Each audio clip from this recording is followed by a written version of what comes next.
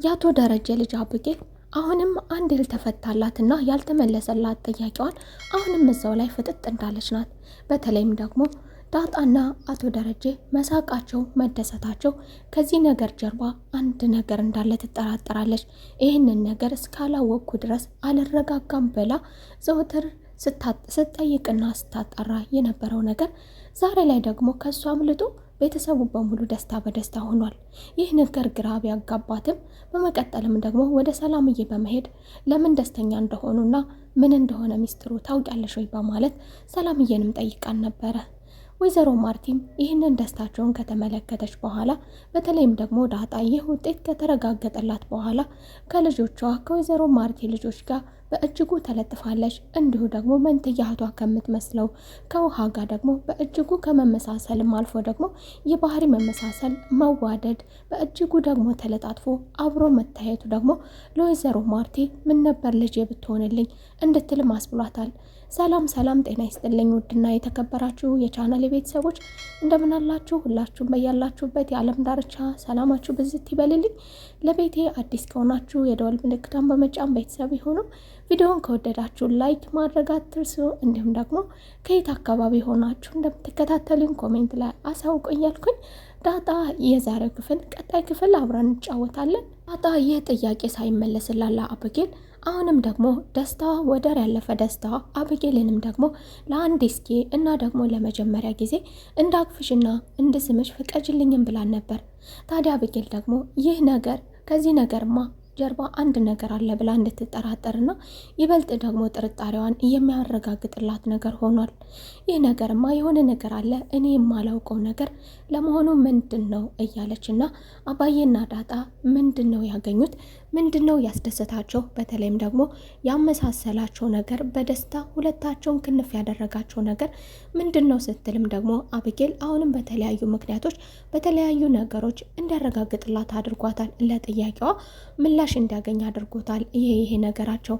ታዲያ ዳጣ ደግሞ በእጅጉ የተደሰተችው ለመጀመሪያ ጊዜ አባቷን አግኝታ ከአባቷ ጋር እንደፈለገች ማንኛውም ልጅ አባቱን የፈለገውን ነገር እንደሚያዘው የፈለገውን ነገር ስጠኝ እንደሚለው እንደሚቀብጠው ከአባቱ ጋር በእርግጥ ያጎደለባት ነገር የለም። ከዚህ በፊት የትም ቆይታ ከየትም መጥታ አባቴ ነህ ስትለው እሱም ለጊዜው አቀባበሉ መጀመሪያ ተቀባይነት የሌለው ቢመስልበትም ነገር ግን አምኖና ተቀብሎ ልጁ መሆኗንም ሳያረጋግጥ መልካም አባት ሆኖ ከልጆቹ ነጥሎ ሳያያት በእጅጉ ደስ በሚል መልኩ ተቀብሎ አግብቶ አሳምሮ ይዟታል።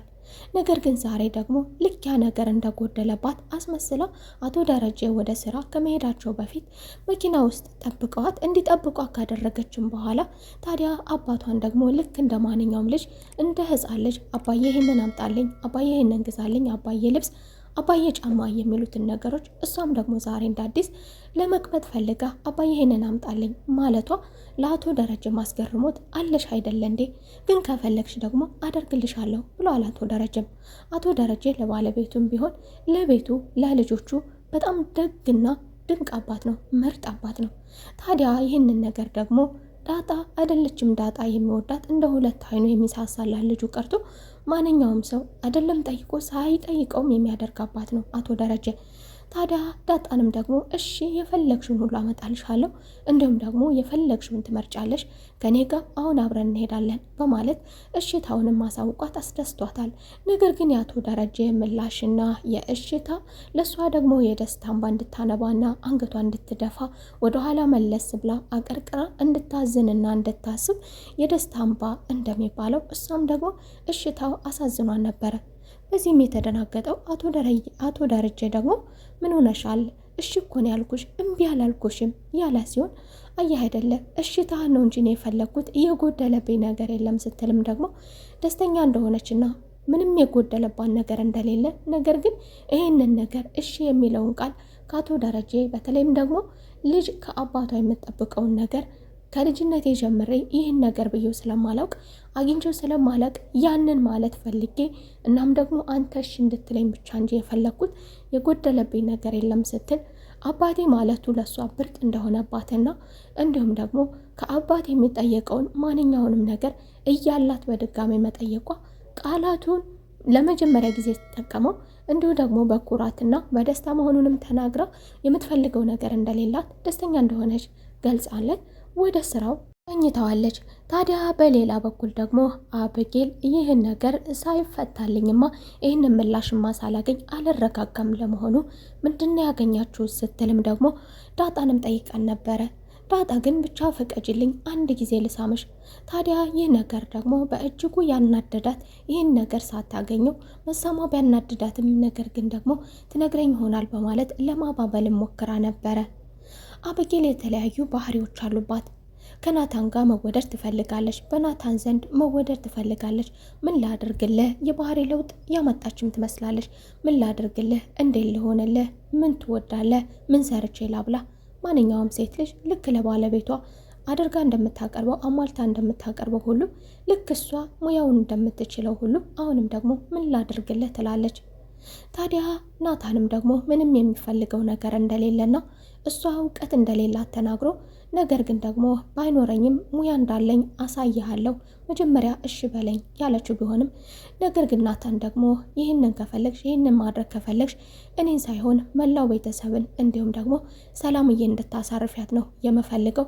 ሰላምዬ ነፍሰ ጡር ስለሆነች እረፍት ስለሚያስፈልጋት እርዳታ ስለሚያስፈልጋት የምትሰሪ ከሆነ መደነቅ ከፈለግሽ እንዲሁ ደግሞ ለውጥ አለኝ ካልሽ ምርጥ ሴት ነኝ ካልሽ መላው ቤተሰቦችሽ ሁሉ እንዲያደንቁሽ ለሁላቸውም ሰርተሽ ነው ማቅረብ ያለብሽ በማለት ጥሩ ሴትነቷ ለሱ ብቻና ለሰከንዶች ብቻ ሳይሆን እንዲሁ ቀጣይነትም እንዲኖረው አድርጎ መክሯታል። ወይዘሮ ማርቲም ደግሞ ለዳጣ ለመሆኑ አባትሽ እንዴት ነው የሚል ጥያቄ ደግሞ ዳጣ ስለ አባቷ ምንም አይነት ነገር ስለማታነሳ በተለይም ደግሞ ዳጣ አሁን ላይ ከአቶ ደረጀ ጋር አዲስ ነገር ስለጀመረች እና አቶ ደረጀ አባቷ ከመሆናቸውም በፊት የውጤቱም ነገር ስለሚያሳስባት ከዛም በፊት አባቴ የሚባለው ነገር ሲሳይ የሚባለው ነገር የውሸት አባት የውሸት ስም የተሰጠችውን ነገር መሸምደዷን ዝንግት አድርገው ታዲያ ወይዘሮ ማርቲ ደግሞ ዛሬ አባትሽ ሲሳይ እንዴት ነው ስትል ደግሞ የማን ነው ሲሳይ የሚል ነገርም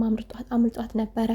እሷም አባትሽ ነዋ። ታዲያ የምንስ ያህል ክፉ አባት ቢሆን እንዴት ይህንን ያህል ስሙን እስከ መርሳትም ትደርሻለሽ በማለት መልካሟና መልካሟ ባለቤት የአቶ ደረጀ ባለቤት እንዲሁ ደግሞ የዳጣ እናትያ ዛሬ ላይ ጉዷን የማታውቀው ነገር ግን አባት ማለት መልካም እንደሆነና ስለ አባትነት ፍቅር ስለ አባትነት መልካምነት ስላላቸው ገጸ ባህሪ አባቶች ስላለባቸው ኃላፊነትና ከልጆቻቸው የሚጠብቁት ነገር ምን እንደሆነ እያነሳች ትመክራታለች። ታዲያ በዚህ መካከል ሆነው ደግሞ ወይዘሮ ማርቲና እንዲሁ ዳጣ ደግሞ እየተነጋገሩ ዳጣን እየመከረቻት በዚህ መካከል አቶ ደረጀ ከውጭ አምሽተውና ከስራ መልስ ወደ ቤት ይመለሳሉ። ወደ ቤትም ሲገቡ ደግሞ አቀባበሏ የዳጣ አቀባበል ያላት የአባትነት ፍቅር አዲሱ ነገርና ደግሞ ያገኙን ነገር ማለቂያ እንደሌለው ተገንዝባለች ወይዘሮ ማርቲ የዳጣን አነሳስና አቶ ደረጀ ከስራ ወደ ቤት ሲገቡ አቀባበሏ ጥምጥም አባባላ ወይዘሮ ማርቲ በእርግጥ ከፈገግታዋ እንዲሁ ደግሞ አመለካከቷ አስተያየቷ ብዙ ነገሮችን እንደምታስተላልፍና ብዙ ነገሮችን ጥያቄ እንዳላትም ጭምር ያስታውቅ ነበረ። ታዲያ በመቀጠልም ደግሞ ጥያቄዋን ማስከተላም ጠይቀው ነበረ። ደርዬ ግን አልገባኝም፣ የትላንቱ ደስታ እንዳለ ነው እንዴ? ግን ለምን አይነገረኝም? ለምንድን ነው የማይነገረኝ? ምንድን ነው እሱ? ዛሬም እንዳለ ነው እንዴ? ፍልቅልቅ እንዳልክ እኮ ነው በማለት የሚታይባቸውን ነገር ዛሬም እንዳላለቅና ማለቂያ የሌለው ነገር ነው እንዴ? ለምን አይነገረኝም በማለት የምጠብቀውን ነገርና እሱን ያስደሰተው ነገር ምን ይሆን የሚለውን ነገር በግልጽ ጠይቃለች። ታዲያ አቶ ደረጀም ደግሞ እንዲሁ ደስተኛ እንደሆነና እሷን የመሰለ ባለቤት እንደሰጠውና ልጆቹም ምርጥ ልጆች እንደሆኑ በሁሉ ነገርና በህይወት ደስተኛ እንደሆነ ነግሯት፣ ታዲያ ደስተኛ በሆን ምን ይገርማል፣ አንቺን የመሰለች ወርቅ የመሰለች ሚስት ሰጥቶኝ በማለት ለወይዘሮ ማርቲ እንግዲህ በዚህ መልኩ አሳልፏታል። ወይዘሮ ማርቲ ይህንን ነገር ባትቀበለው ሌላው ቤተሰብ ባላቸው አዲስ ነገርም ባላቸው በህይወታቸውም ተጫውተውም ተደስተውም እየመሸ እየነጋ ሁላቸውም ወደ የፊናቸው ወደ የስራቸው ከሄዱ በኋላ እንደለመደባት አብጌል አሁንም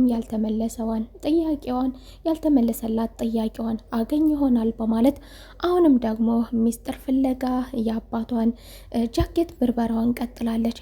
ታዲያ ይህንን ነገር ለማድረግ ደግሞ ወደ እናቷና አባቷ ክፍል ስታመራ ሰላምዬን አግኝታ ነበር።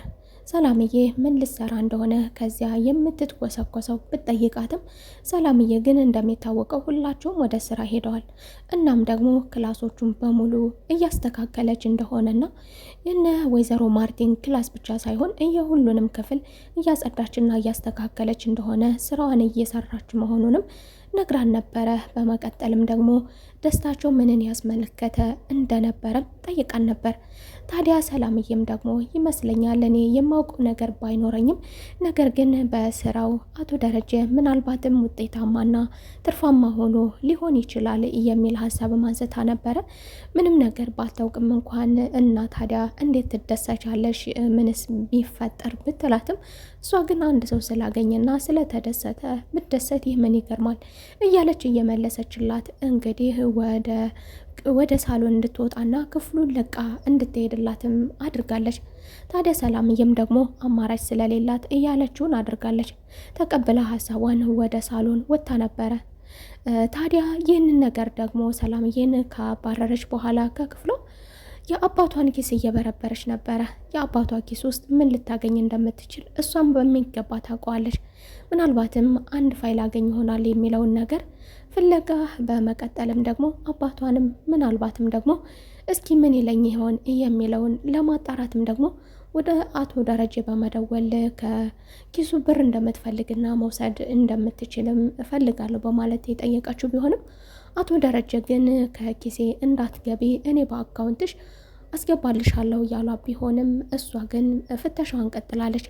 ታዲያ ሰላምዬም ደግሞ ወደ ሳሎን ስትመጣ ዳጣ ተቀምጣ ነበረ።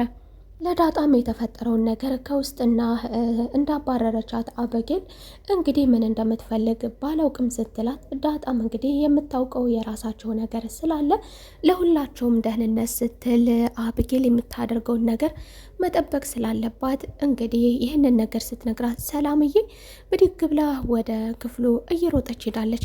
ይህንን ነገር ደግሞ ሚስጥሩን ለማወቅ ስትል ዳጣ ደግሞ የአባቷን ደህንነት የቤተሰቡን ደህንነት ለመጠበቅ ስትል ደግሞ አበጌልን ለመከታተልና ከአበጌል ሚስጥሩን ለመደበቅ ስትል ወደ አበጌል ሄዳ ነበረ። እንግዲህ ወረቀቱ ደግሞ ከአበጌል ከእጇ ገብቶ ነበረ። በሚቀጥለው ክፍል እንግዲህ ይህንን ወረቀት አበጌል አይታው ቤተሰቡን ታበጣበጥ ይሆን ወይስ ደግሞ ዳጣ ተቀብላ ሚስጥሩን ትይዝባት ይሆን የሚለውን በጉጉት አብረን የምንጠብቅና የምናየው ይሆናል። የዛሬው ክፍል ይህንን ይመስል ነበር። በቀጣይ ክፍል ተመልሰን እስከምንገናኝ መልካም ቆይታ እያልኩኝ ስለምትከታተሉኝ ከልቤ አመሰግናለሁ። ከልቤ ወዳችኋለሁ። መልካም ቆይታ ለሁላችሁም።